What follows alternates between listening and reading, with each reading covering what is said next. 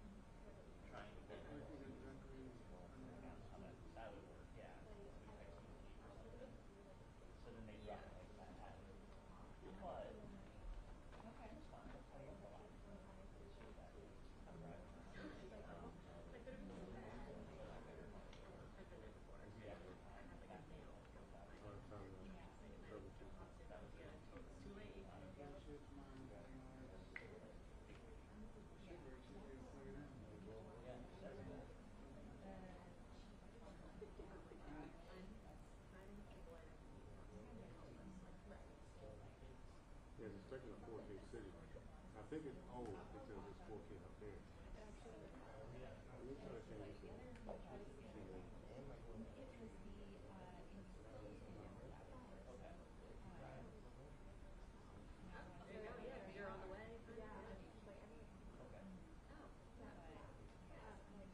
That might be it. Try it one more time. Change the TV to be 1080.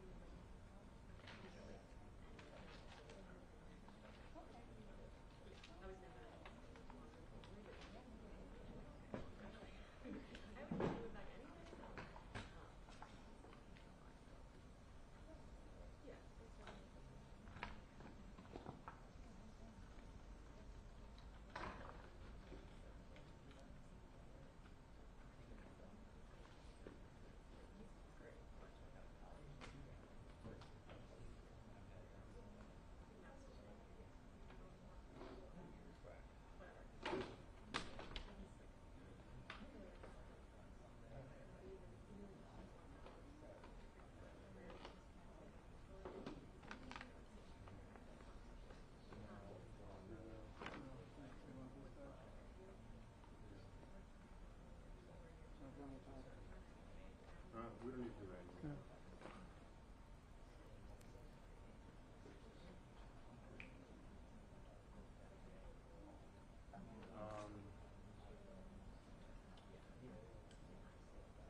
You have your camera?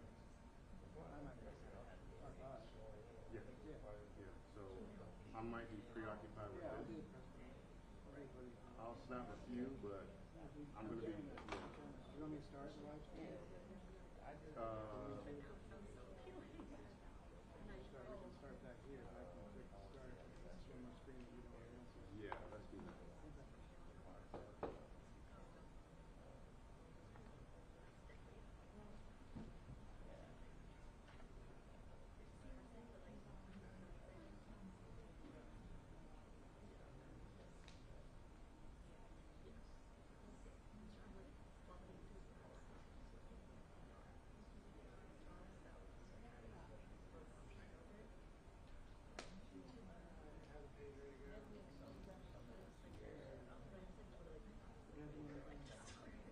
The only thing I can think of right now is still need to update those launch thumbnails.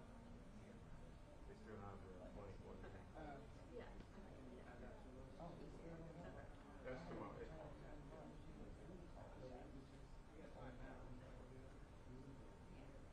No, make it tomorrow Friday.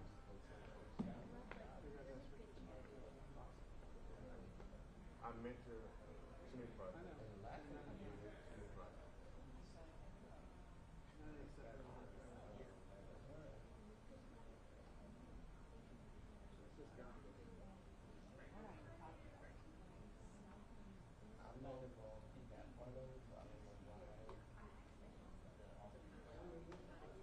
I'll move it. You can move it. Troubleshooting over here.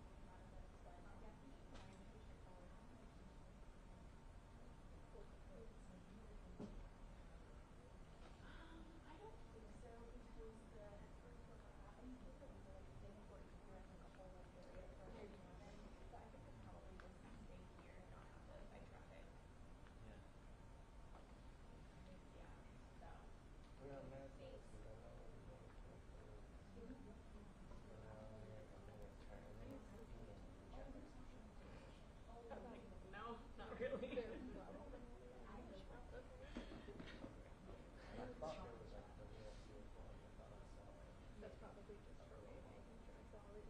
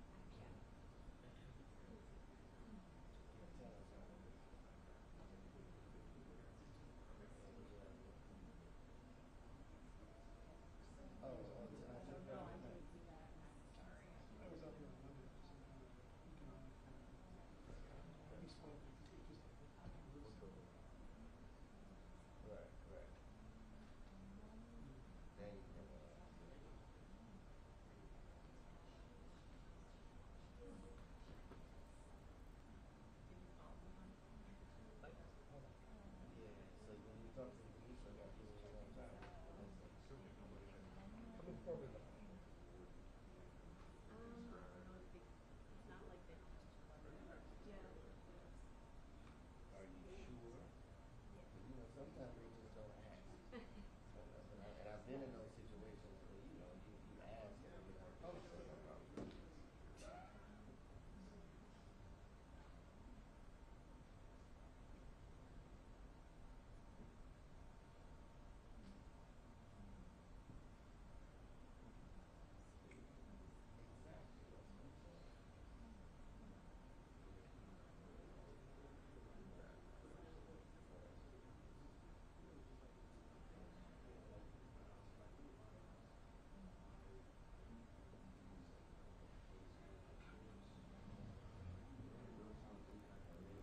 Yeah, I got the all the lights back on my you know, we can shoot.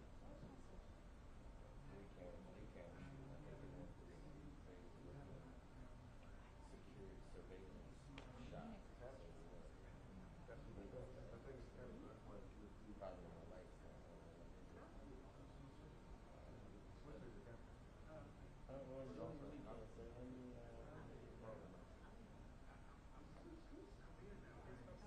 yes, sir.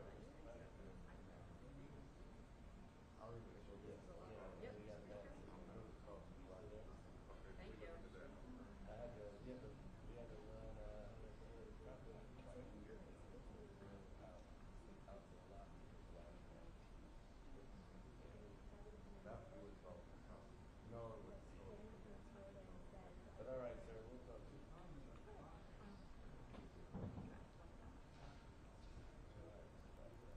You can try that audio, take it to the audio.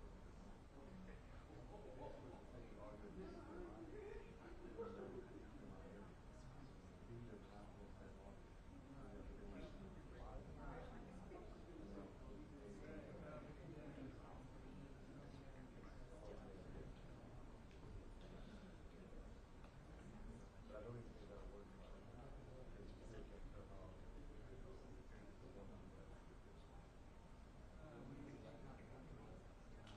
I think they just take the audio and just set it to it.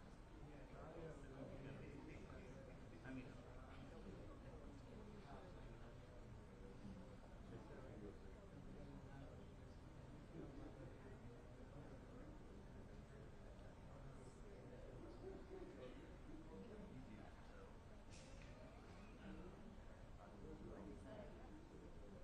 Don't turn your back on the police car. Yeah, we had another hour. We'll have everything. Because I had like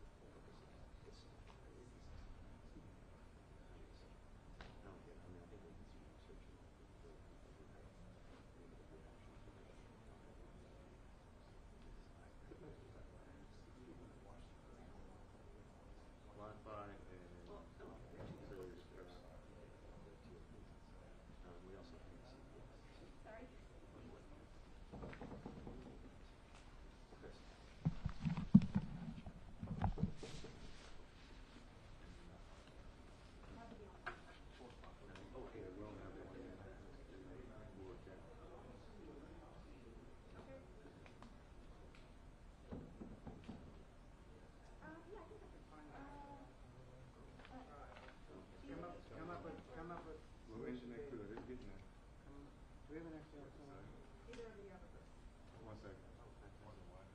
Wi-Fi. So I'm not saying I that's have the it, strong but message. yeah, that's fine. I mean, What's the question? we have an extra XLR. XLR, XLR? XLR, well, I just gotta go into it. Do you have the adapter for the phone? Do you have a 3-point? I really looking for What audio in do you have? You doing a mic check? Testing 1, test 2. Hello, welcome. This is a mic test. Everybody get your focus, your white balance. Look at this. Hello, hello. Anybody else? Testing 1, 2. Testing 1, 2. Check. If it's, let me see it. It's just gonna be like sitting Yeah. here. Put it like right here. Okay. Testing 1, 2. Test, test, test. Testing 1, 2. Test, test, test. Anybody else? White balance, white balance. Testing 1, 2. Hello. Welcome to, not Sibley Auditorium, whatever this place is called. NTSB boardroom. Testing 1, 2. Anybody else? Talking, talking, talking. 1, 2, 3, 4. Test, test. 1, 2, 3, 4. Testing 1, 2, 3, 4. Testing. That's a tiny mic. Testing 1, 2, 1, 2. There you go. Is that gonna work for you? Testing 1, 2. Test, test, test. Yeah, she may bump it, so I'm gonna move it. It's all right. You may be listening. That's good. Is that gonna fall? I'm gonna have to do the same thing, sorry. All right. Just set it right there. You're just right around. Yeah. There you go. Testing 1, 2. Hello. Test, test, test. 1, 2, 3, 4. Testing. Testing 1, 2, 3, 4. 1, 2, 3, 4. Anybody else on the podium? 1, 2, 3, 4. Hello. 1, 2, 3, 4. Testing 1, 2, 3, 4. 1, 2, 3, 4. 1, 2, 3, 4. Testing 1, 2. Get your levels on your phone. Look at that. This modern level phone system. What do we do before iPhones? Like, there's nothing. You had to chisel it and paint it. Courtroom sketcher. Testing 1, 2, 3, 4. 1, 2, 3, 4. Can you get this? Test 1, 2, 3, 4. Testing 1, 2, 3, 4. Test 1, 2, 3, 4. Is it showing up on your phone? Is it on? Yep. Testing 1, 2, 3, 4. Test 1, 2, 3, 4. White balance anybody? 1, 2, 3, 4. Last chance. 1, 2, 3, 4. 1, 2, 3, 4. Focus. Yeah, do you got a card? If you got a card, I'll hold it up for you. You said it at 28, you'll be fine.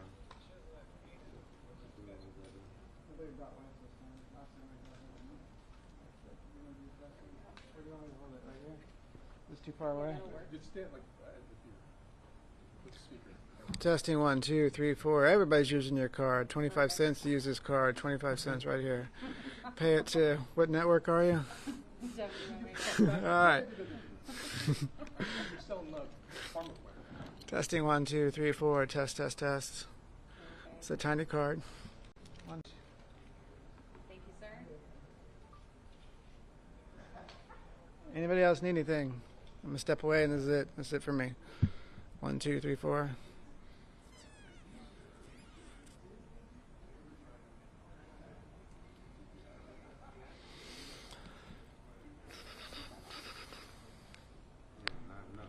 Test, test, test.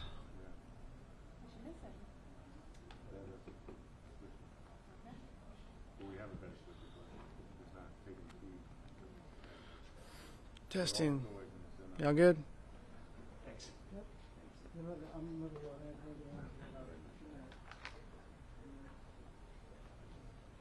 You ready to start? Well, I can start it here.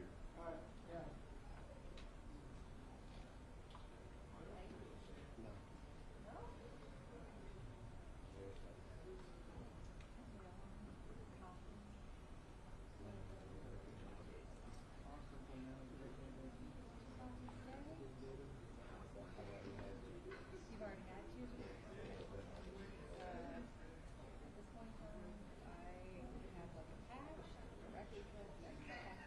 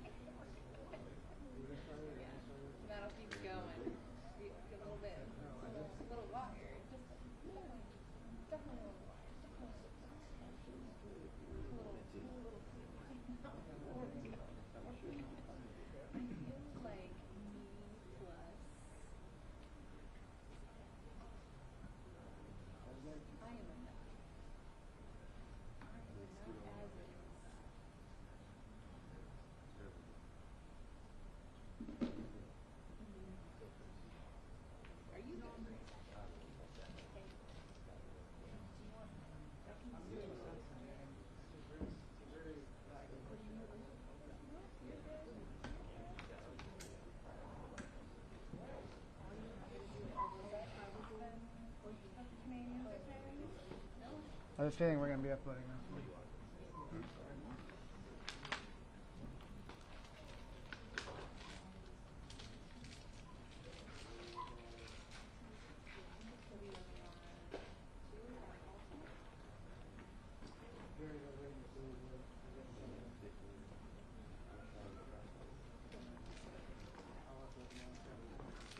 I'm not even gonna stress this.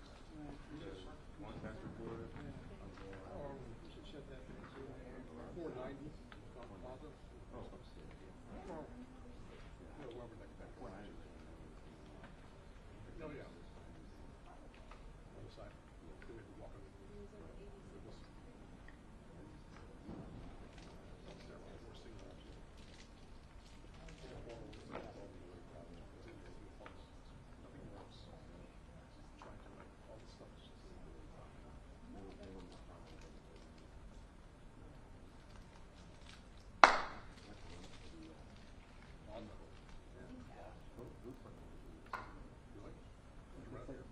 When you check in, they specify Wi-Fi. I know. Which the food court is? Pretty good.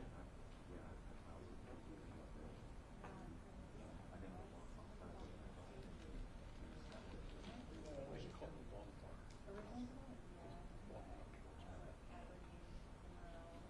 Get my theme here. I keep talking shit. Which one is the Boston Anything that goes on. I just call it bonfire. Oh, okay. Someone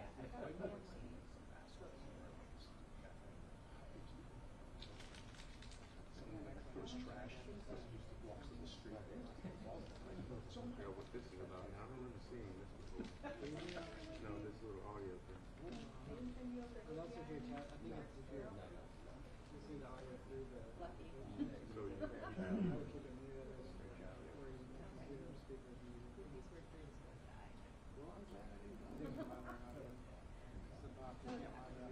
There's a person. Same thing with Aberdeen. Aberdeen's for drinks don't die. We try. Yeah, exactly.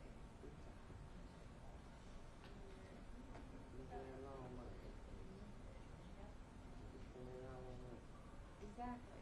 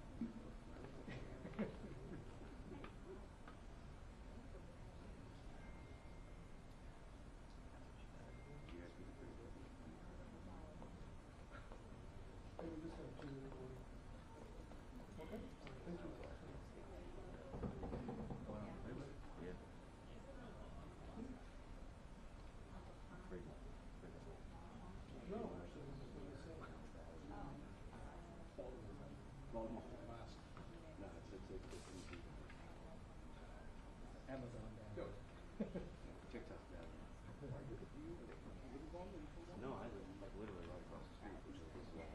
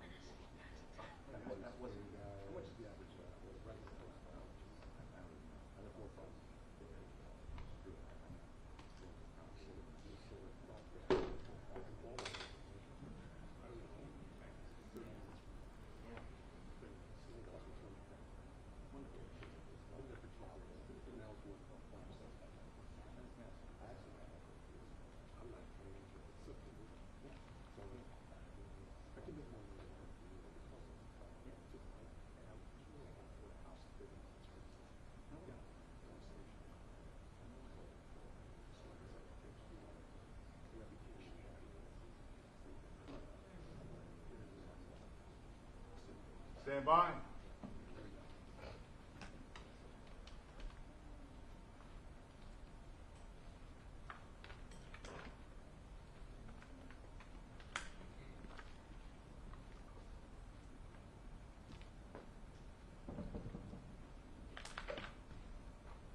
You move.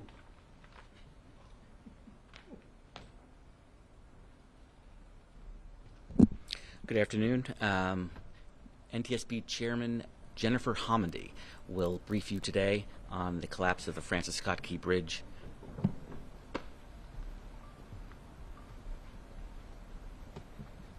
Good afternoon, and thank you for joining us.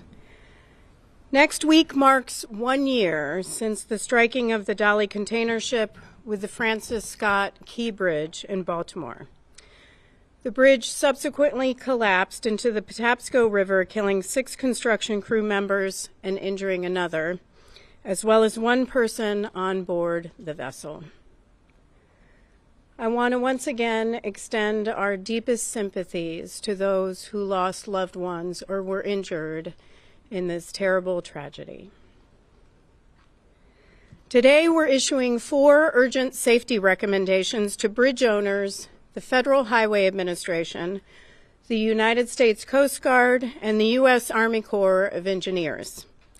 Specifically, we're urging 30 owners of 68 bridges in 19 states to perform a vulnerability assessment of their bridge's risk of catastrophic collapse from a vessel collision, determine whether they need to implement countermeasures to reduce vulnerability, report their findings to the NTSB, and if warranted, implement a comprehensive risk reduction plan that includes, at a minimum, short and long-term strategies to reduce the probability of a bridge collapse from a vessel collision.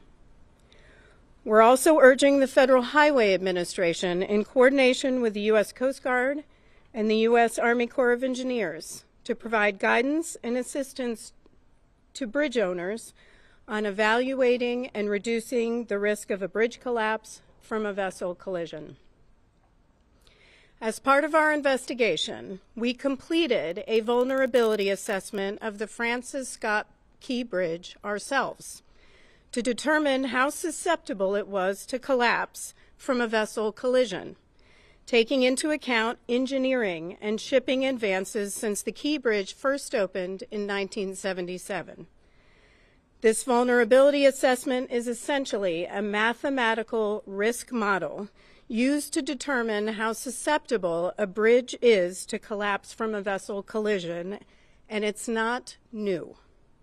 The American Association of State Highway and Transportation Officials, or AASHTO, developed and published the vulnerability assessment calculation for new bridges on the National Highway System in 1991 in response to our investigation of the Sunshine Skyway Bridge collapse in Tampa Bay, Florida.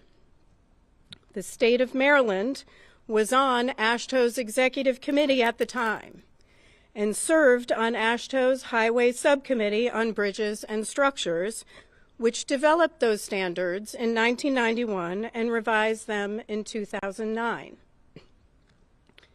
Included in the 1991 standards was a recommendation from AASHTO that all bridge owners conduct a vulnerability assessment of existing bridges to evaluate the risk of catastrophic collapse in the event of a vessel collision and take action. AASHTO reiterated that recommendation to states again in 2009, and I want to read the quote from the AASHTO guidance in 2009. All remaining existing bridges over navigable waterways with commercial barge and ship traffic should be evaluated using a vulnerability assessment in accordance with risk analysis procedures contained in this guide.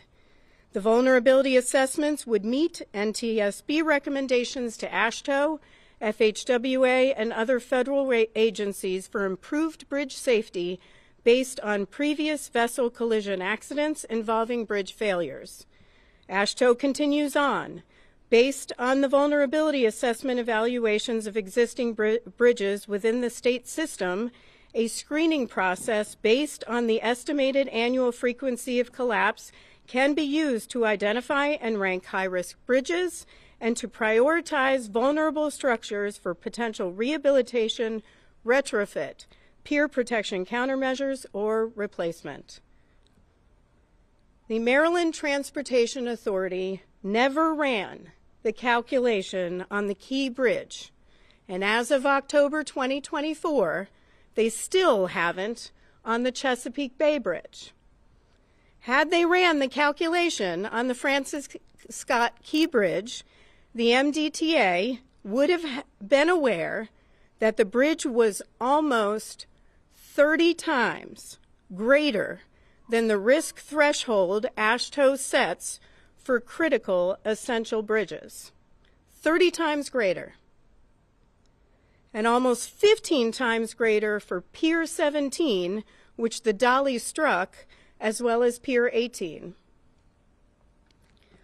What's frustrating is, not only did MDTA fail to conduct the vulnerability assessment on the Key Bridge, they did not provide, nor were they able to provide, the NTSB with the data needed to conduct the assessment, including the characteristics of vessel traffic passing under the bridge, vessel transit speeds, vessel loading characteristics, waterway and navigable channel geometry, water depths, environmental conditions, bridge geometry, pier protection systems, and ultimate lateral capacity of the bridge piers. We asked them for that data. They didn't have it. We had to develop that data ourselves with the help of our federal partners at the Federal Highway Administration. And I want to take a moment to thank the team at the Federal Highway Administration for all their assistance on this investigation. We conclude in our report that had the MDTA conducted a vulnerability assessment of the Key Bridge based on recent vessel traffic, the MDTA would have been able to proactively identify strategies to reduce the risk of a collapse and loss of lives associated with a vessel collision with the bridge. Like the Key Bridge, other bridges throughout the United States were designed before AASHTO's 1991 guidance. To understand the scope of that risk, we asked the Federal Highway Administration to identify bridges that cross navigable waterways and are used by ocean-going vessels like the Dali and gather information about protection devices in place for those bridges, like dolphins, like fender systems. We then narrowed that list based on when the bridge was built, whether it had a vertical clearance of at least 80 feet, and whether it had substructures such as piers in a waterway. We also evaluated vessel traffic transiting under the bridges. We repeated the same process for bridges owned by the U.S. Army Corps of Engineers. And as a result, we identified 72 bridges in 19 states, managed by 30 bridge owners that were likely not designed and built to AASHTO specifications. Owners of 4 of those bridges performed a recent vulnerability assessment and are either implementing a plan to reduce their bridge's vulnerability or will be doing so in the future. The remaining 68 bridges that have not undergone a vulnerability assessment based on recent vessel traffic have an unknown level of risk of collapse from a vessel collision, which is why we're recommending that those 30 bridge owners take action now. Frankly, we've been sounding the alarm on this since the tragedy occurred, and in testimony before the House Transportation and Infrastructure Committee last April. We need action.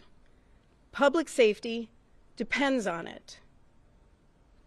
So the 30 bridge owners who will receive our urgent recommendations are the Bay Area Toll Authority, Caltrans, the Golden Gate Bridge Highway and Transportation District, the U.S. Army Corps of Engineers, the Florida Department of Transportation, the Georgia Department of Transportation, Skyway Concession Company, LLC, the Louisiana Department of Transportation and Development, the New Orleans Public Belt Railroad, the Maryland Transportation Authority, the Massachusetts Department of Transportation, the Mackinac Bridge Authority, the New Hampshire Department of Transportation, the Delaware River Port Authority, the New Jersey Turnpike Authority, MTA Bridges and Tunnels, the New York City Department of Transportation, the New York State Bridge Authority, the Ogdensburg Bridge and Port Authority, the Port Authority of New York and New Jersey,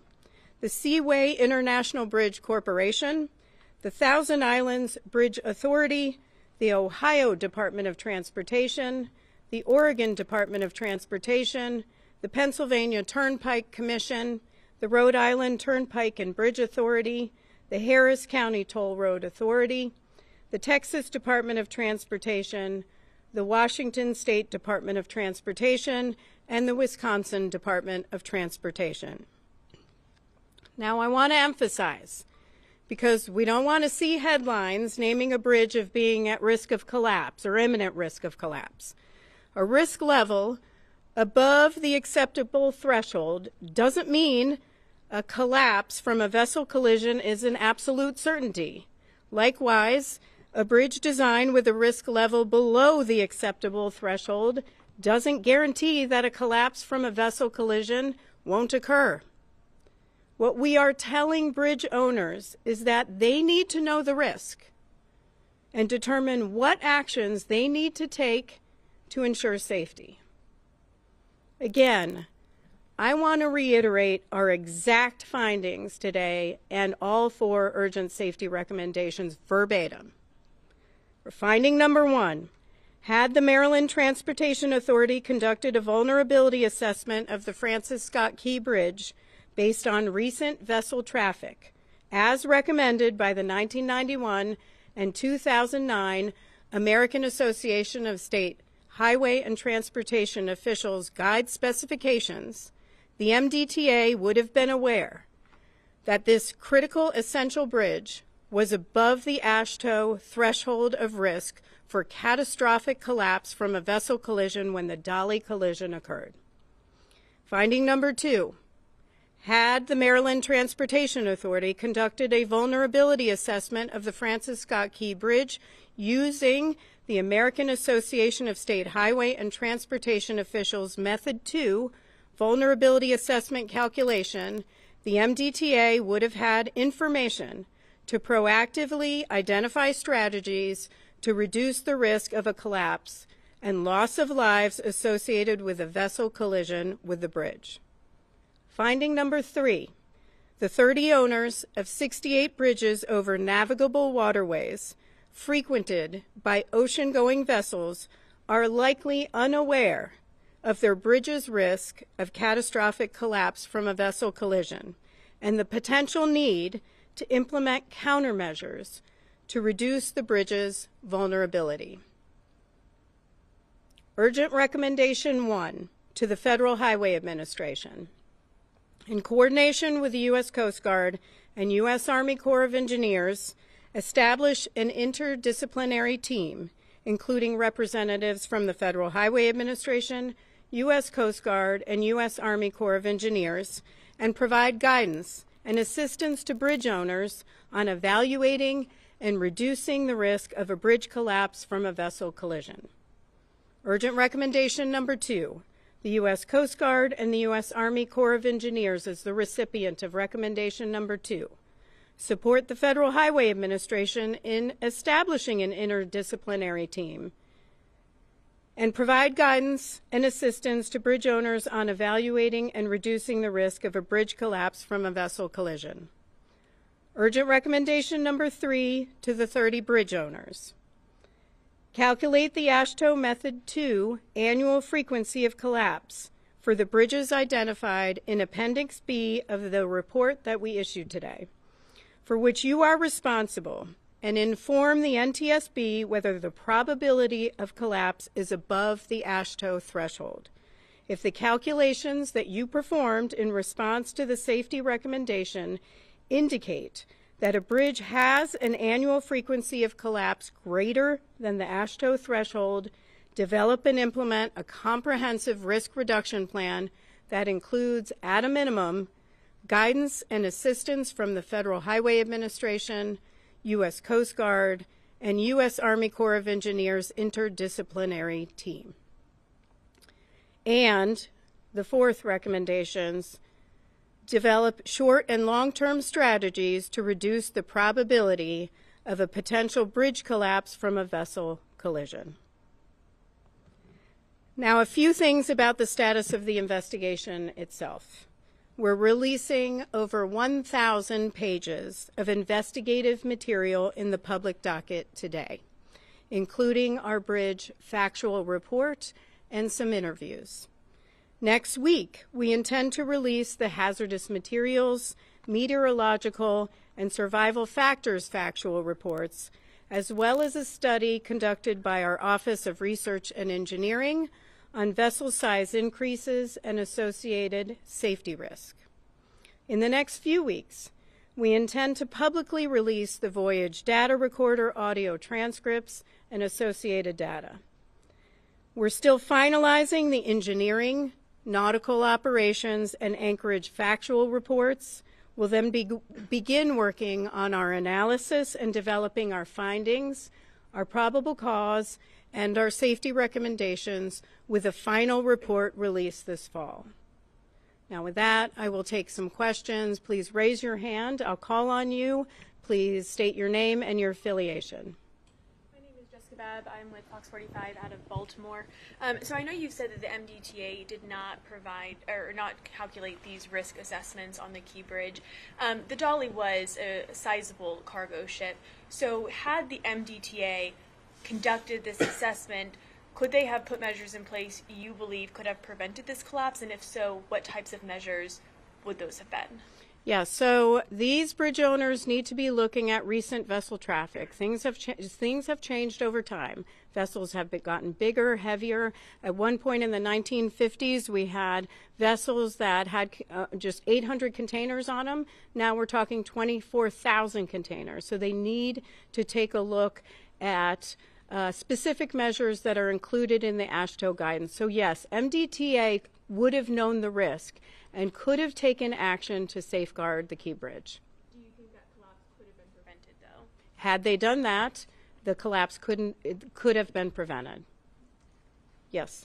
Chair Hamady, it sounds like from what you're saying, these 68 bridges, the owners have not done these assessments. But do you expect that the vast majority, if they do those assessments, the vast majority of those bridges would be above the acceptable level of risk and need significant improvements? The question is whether the 30 bridge owners that we're issuing these recommendations to, whether we believe their risk assessment will show that they're above the AASHTO threshold. We don't know that. That is something that this is why we are urging those bridge owners to take action. We're hoping it's very few, but we don't know that at this time. We believe they don't know that, and they need to determine what their risk is and start to put in those protective measures if warranted. One thing I do want, back to your question on could they have taken action, would have prevented it, this is not new. They could have been evaluated, MDTA could have done this evaluation numerous times over the past several decades. It was recommended by AASHTO in 1991. It was recommended by AASHTO in 2009. They were part of that subcommittee in issuing those recommendations, and they especially should have looked at the change in vessel traffic, certainly after the 2016 expansion of the Panama Canal. Yes. Thank you for taking my question. Phil Yakubuski from WBAL Radio in Baltimore. You talked about the process that they should have done these assessments. Were there warning letters sent to them? Can you talk about that? How did you keep tabs that this was not being done? So the question is the vulnerability assessments and how MDTA had not done these vulnerability assessments. It was a recommendation from AASHTO in 1991 and again in 2009. As part of our investigation, we asked, had you done these this vulnerability assessment on the Key Bridge? The answer was no. We then asked, are you doing this vulnerability assessment on the Chesapeake Bay Bridge? The answer is no. They have not. Yes, sir. You're making these recommendations. How do you follow up on them? Oh, I'm sorry. I'm Alan Etter from WTOP here in Washington. Thank you, Al. Yes, ma'am.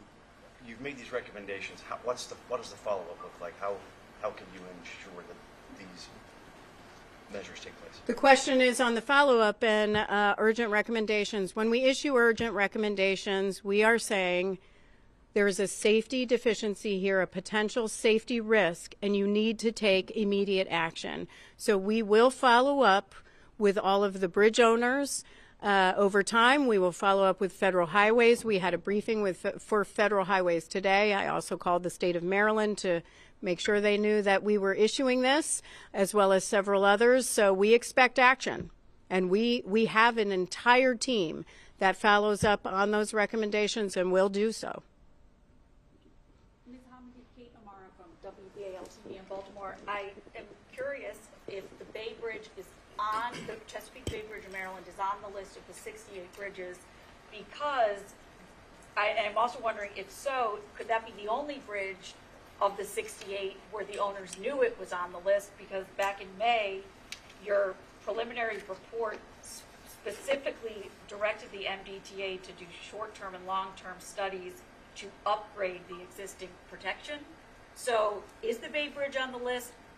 Did they already know they were on this list? And do they give you any explanation for why, as of November, the assessment still had not been conducted? Yeah, the question is on is the Chesapeake Bay Bridge on the list of 68 bridges and its bridges and bridge spans? The answer is yes.